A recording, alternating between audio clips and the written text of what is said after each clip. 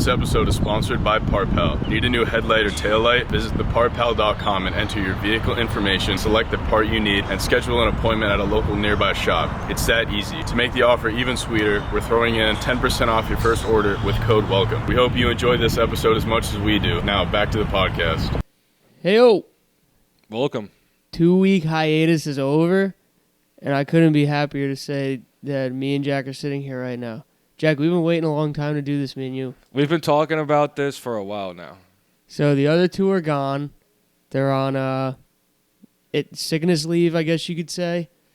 Both woke up this morning feeling a little ill.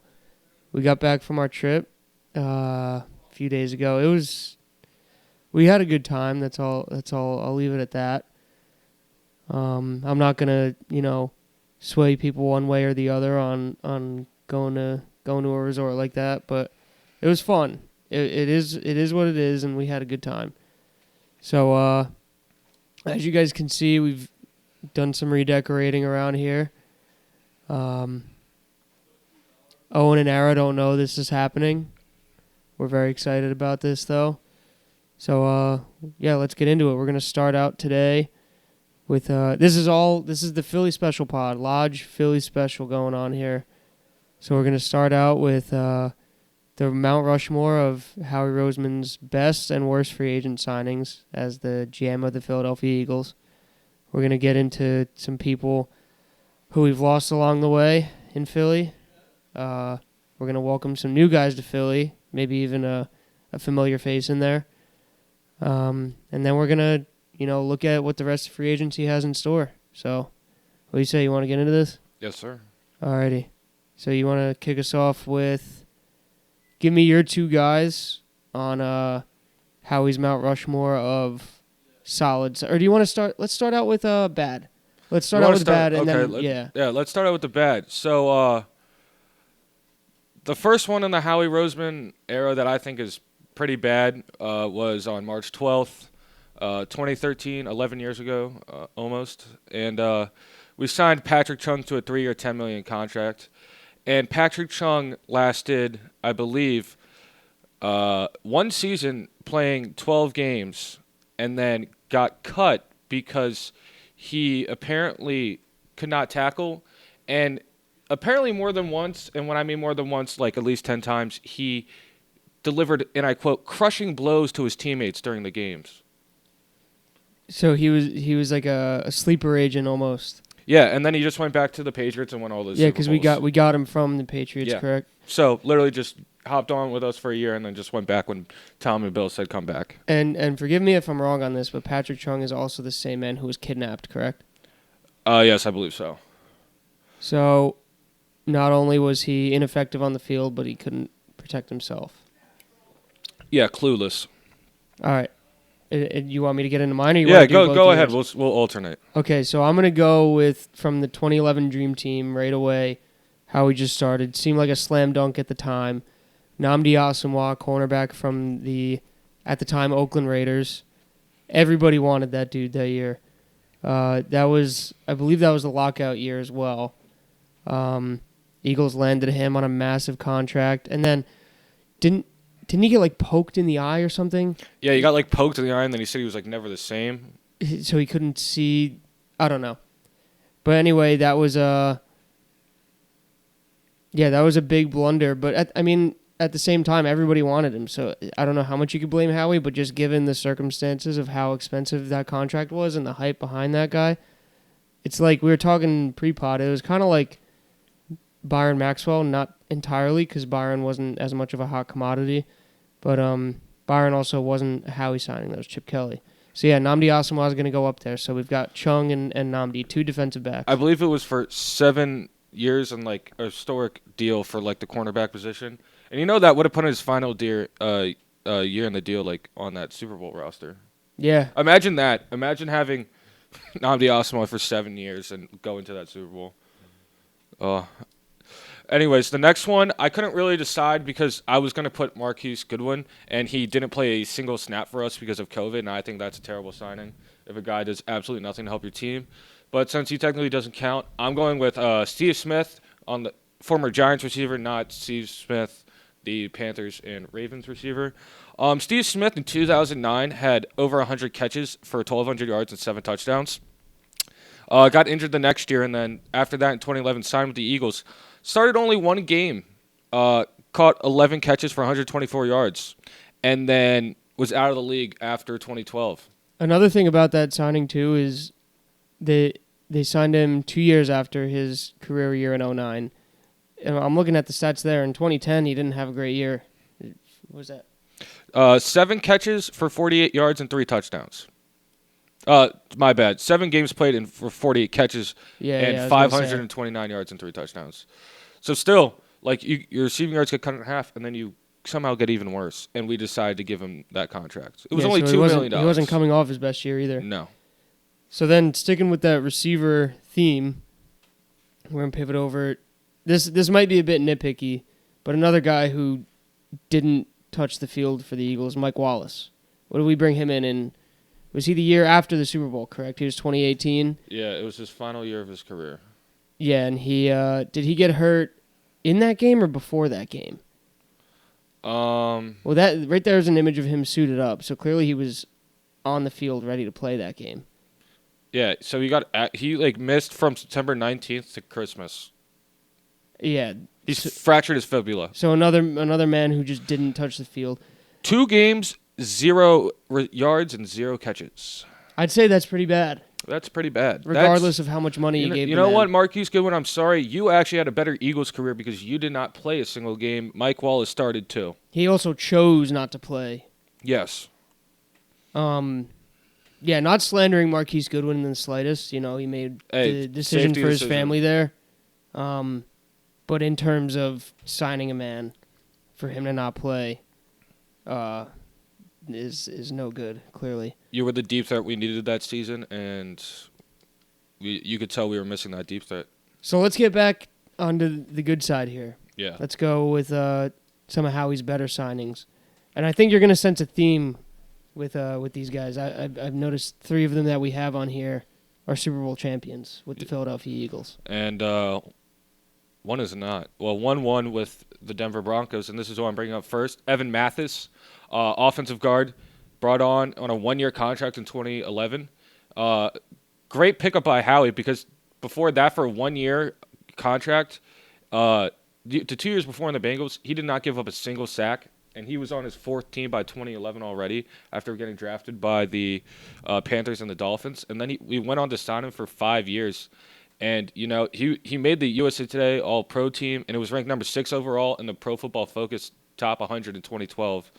And he was the inaugural Bruce Matthews Award, recognizing the NFL's best offensive lineman. So, I mean, he's an All-Pro. I mean, Howie took a guy who was wandering around teams and made him into an All-Pro. Evan Mathis also, if my memory serves correctly, I was still a young boy at this time, I would say. I remember him having almost a Kelsey effect on the Eagles fan base. He was nice. Just keep going. Jack just spilled beer all over his laptop. I just spilled beer. Okay, so we're just going to leave it on the floor. No, I just poured it on me. Okay. It's fine. So anyway, I lost my train of thought, but Evan Mathis was a guy who was really well liked by the fan base and by the city of Philadelphia. And now going forward to another guy who is loved by Philadelphians and by Philadelphia Eagles fans is Malcolm Jenkins, Super Bowl champion, laid the hit on Brandon Cooks in that game. One could say kind of turned the culture of that team around following Chip Kelly's dismantling of the roster. He was on that team in 2015 with Sam Bradford, and he had that 100-yard pick six on Tom Brady, yeah. I think it goes without saying that Malcolm Jenkins is a Philadelphia Eagle great. He was probably the best safety at that point that we had since Brian Dawkins. Yeah. You think that's crazy to say? I think that's fair. So, yeah, I love Malcolm. It's a shame that they let him walk back to the Saints, but 2-time Super Bowl champion, guy was great player, great locker room presence. Yeah, I'm just going to take a break. Okay, we're going to get to a break while Jack cleans this up. All right, we're back. Jack cleaned up his laptop, and we're full force, ready to go. Jack, hit me with your next guy. Next guy is definitely going to be a bit controversial since we drafted him, but you got to think we traded him away and then we brought him back. Nick Foles. You could say it. The guy brought us the guy brought us a Super Bowl. That's all I got to say. If he's not in your top 4 Howie signings, I don't know what else to tell you. Jason Kelsey said he had the biggest dick on the team. Shout out Nick Foles for that. Absolute. You know you got a Johnson when your teammates Absolute are Johnson. calling it out. Yeah. Where was I going with this? And your final one. We were talking about Nick Foles Johnson. I got lost. It's okay. Understandable. My final top free agent signing for Howie. We're going to go with another offensive lineman and another member of the 2017-2018 Eagles. Brandon Brooks, Lane Johnson's partner in crime. That dude came over from the Texans. Wait a second. I'm sitting here right now. I believe did we sign him or did we trade for him? I think it was a trade off the top of my head.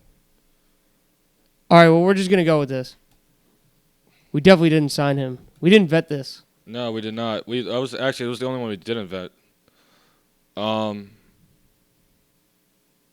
we signed a 5-year, $40 million. We signed him. All right, cool. Good.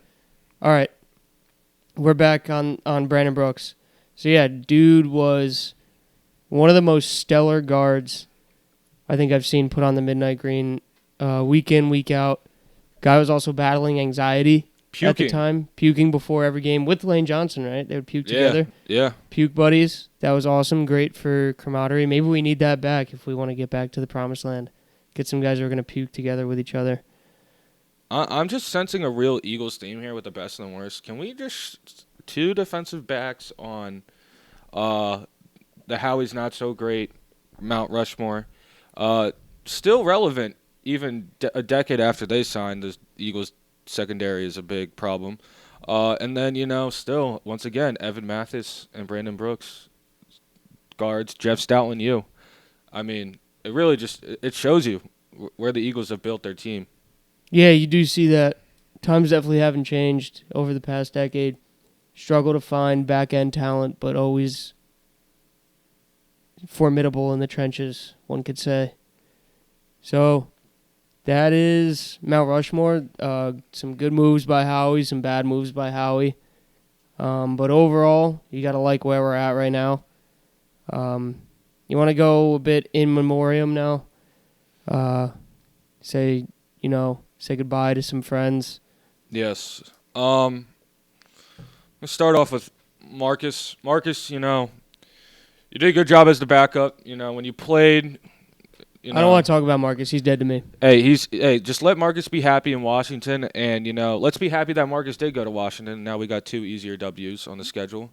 I hope he enjoys his year there. Next up, DeAndre. I actually am sad to see go.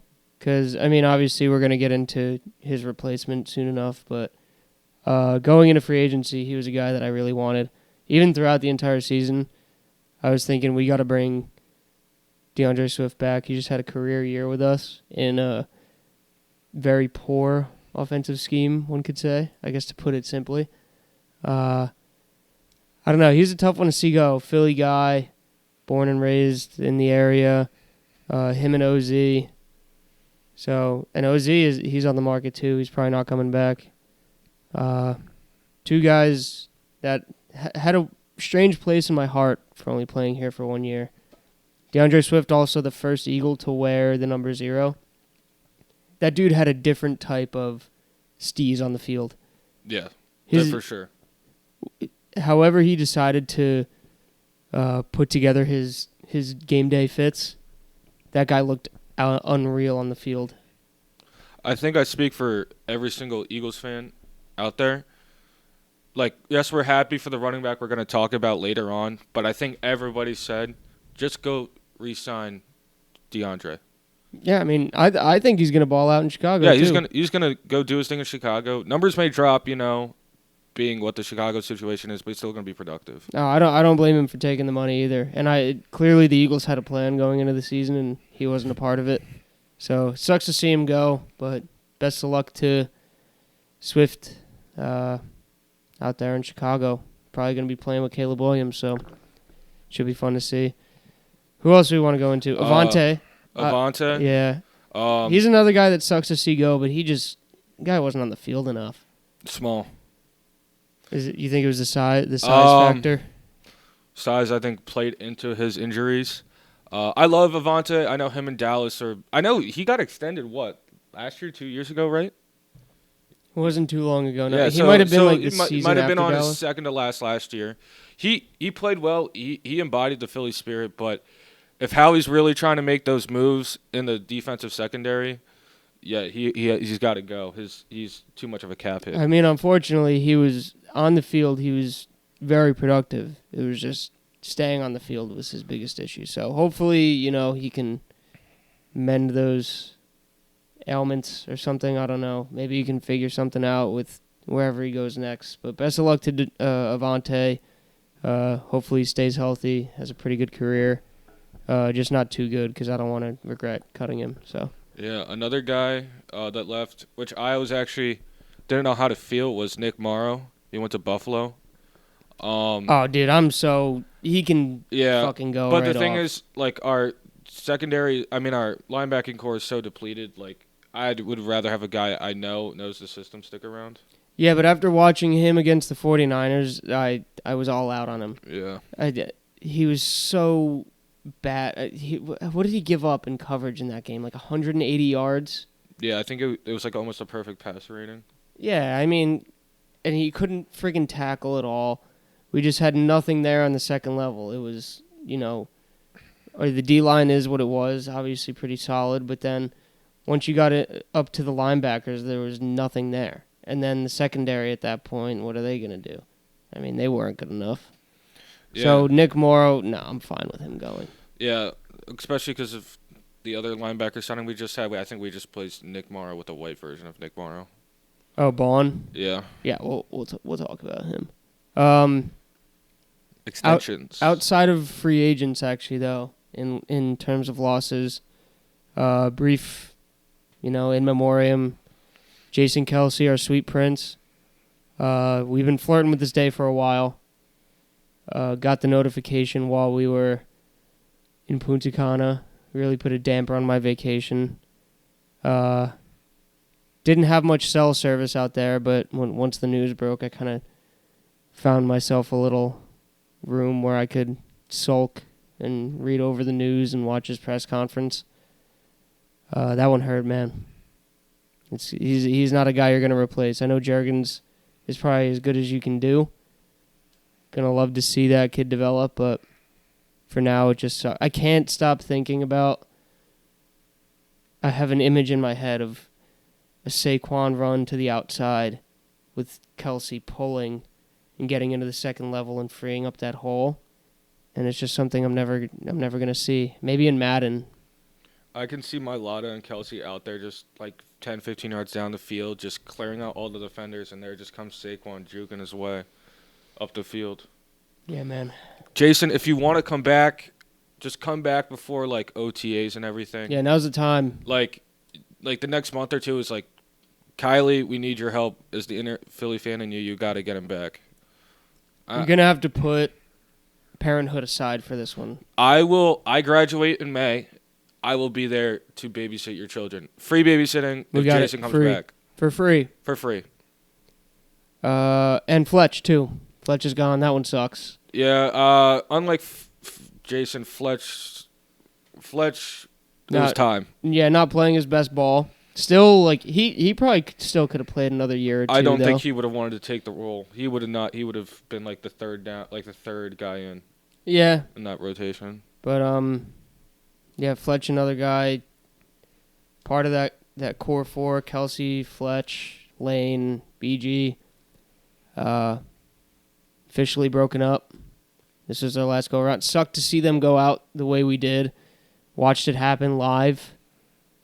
I tried to get over to the tunnel at Ray J, get Kelsey to sign my jersey. I didn't have a marker. All I had was that Kelsey jersey behind me in a dream.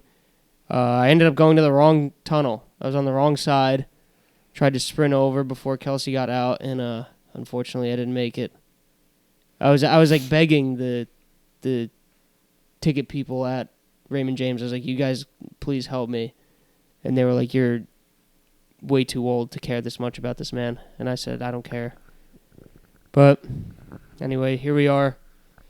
Kelsey, Fletch gone.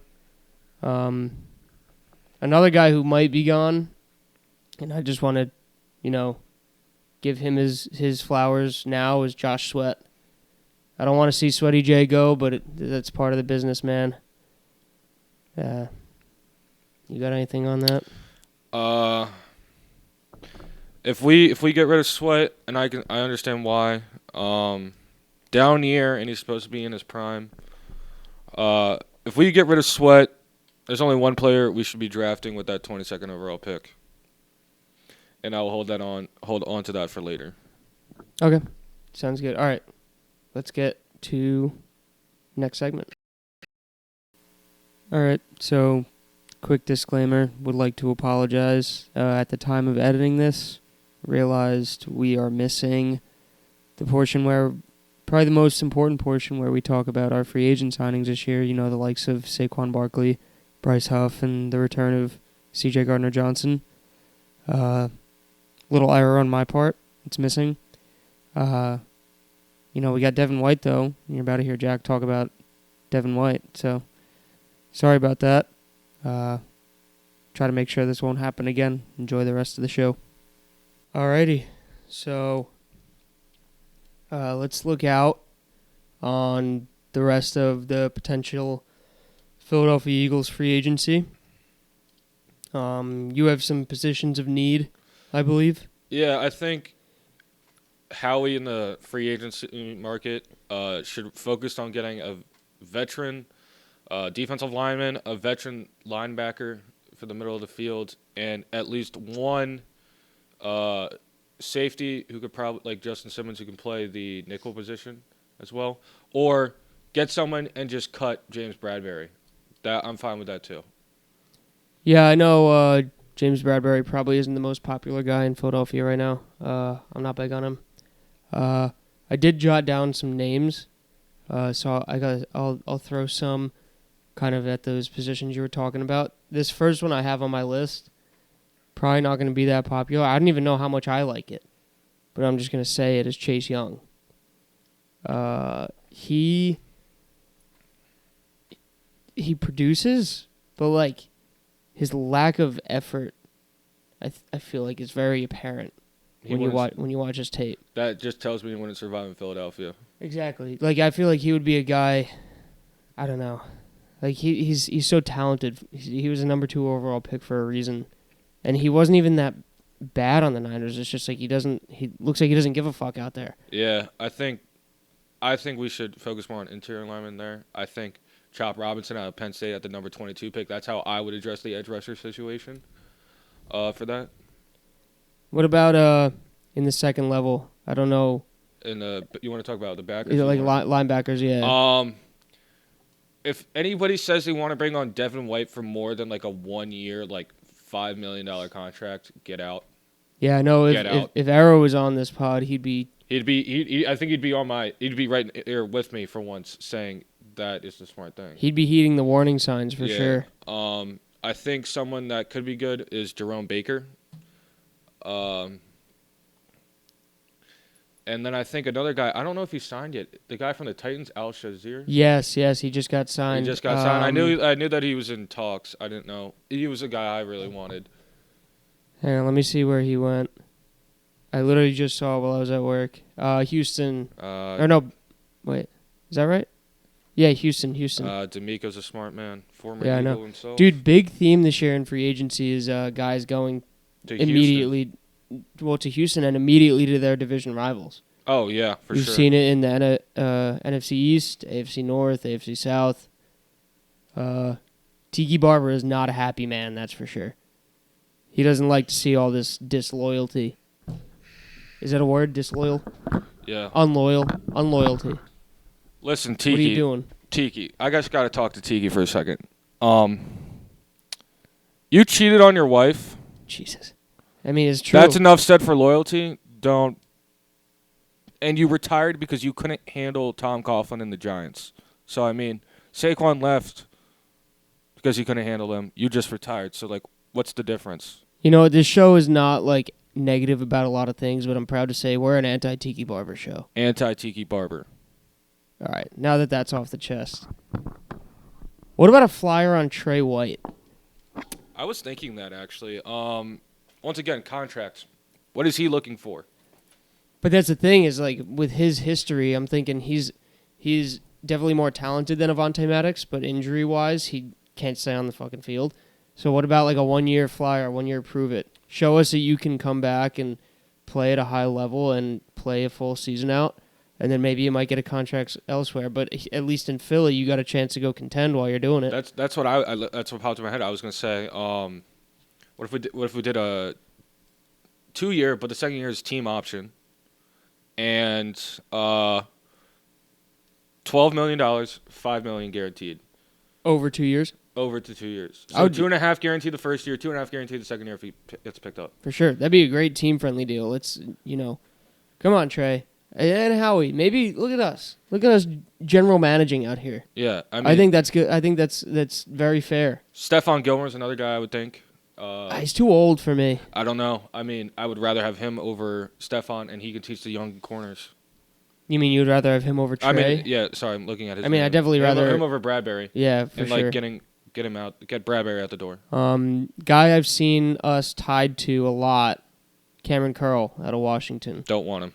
He's pretty good though. I take him. He's decent enough. He's coming from a loser franchise. I mean, that's true, but we also did just take Saquon Barkley. Saquon's a generational talent. Yeah, from a loser franchise.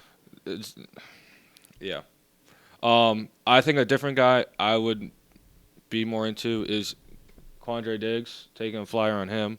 On the same. He's up there though. We got to stop with these like aging defensive backs. Just a 1 year. Just a 1 year. I know, dude.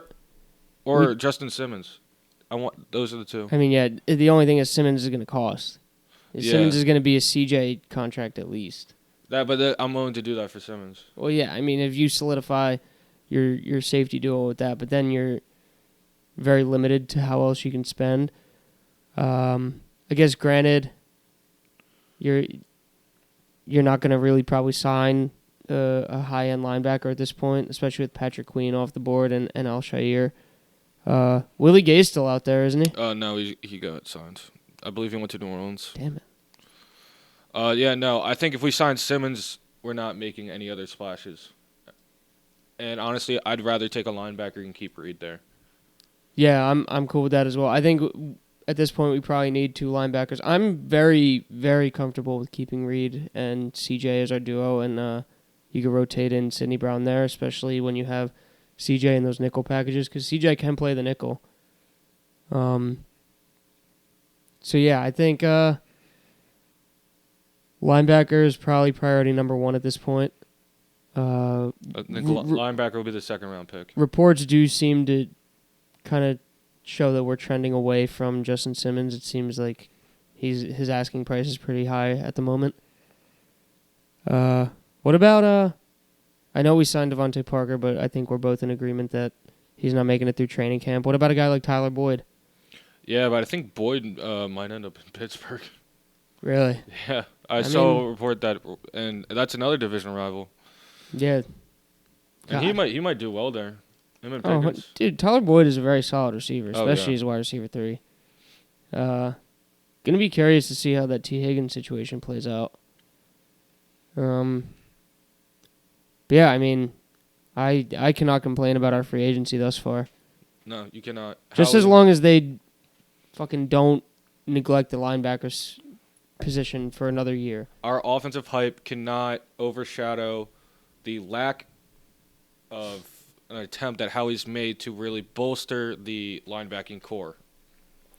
I mean, like 2 years ago, he waited. We all wanted Nakobe Dean. He waited, was patient, got him in the 3rd round, and now we're kind of starting to see why he was a 3rd round pick, you know? They said first round talent, 3rd round pick because of durability and size. Yeah. And it seems like a lot of people are down on him at the moment as a player. I just don't think he's gotten the chance to show it all that yet. But that is an issue. I mean, that's the issue we were just talking about with Avonte Maddox. So, I don't know. Is that good, though? I think this is his last shot, really, though. Yeah, but is that good? Nobody And is I don't coming know. in expecting Kobe to do anything. Yeah, The exactly. only thing he can go is up. The only way he can go is up. So He's got no pressure. Yeah, I mean, Well, no, he definitely does have a lot of pressure. I will say this: Nakobe Dean is our X factor this year. I mean, that'd be awesome if he could pull it together and then maybe get He will Axeman decide what we Jr. do. If he's starting, he will decide what we do this year. Nakobe Dean and Jeremiah Trotter. Imagine they pan out for the next 10 years. Oh, You know how fucking cool that would be. Our dad's generation is absolutely drooling out the mouth thinking about Jeremiah Trotter Jr. I am. I'm drooling out the mouth. Second round pick, Yeah. We might have to trade up a little bit. and that's fine by me. I'm totally fine with that. All right, I think that concludes our. I do free think that agency. concludes it. To Owen and Ara, if you guys want to take some more time off, we had fun with this. Yeah. We will not be removing these decorations. You guys can do that yourselves. And you do not get a Bucks podcast, so I'm sorry. Yeah. If you guys want to produce it yourselves, go ahead. I'm not doing it for you. Assholes. And I would just like to shout out two teams, in their respective college basketball divisions making a push right now. Penn State won today. Today is March 14th. They play tomorrow. Fortunately, probably not going to win. Oh, happy Pi Day to everybody. Yeah, happy Pi Day. That's a great one. And the St. Joseph Hawks, A10 basketball, the pride of A10 basketball.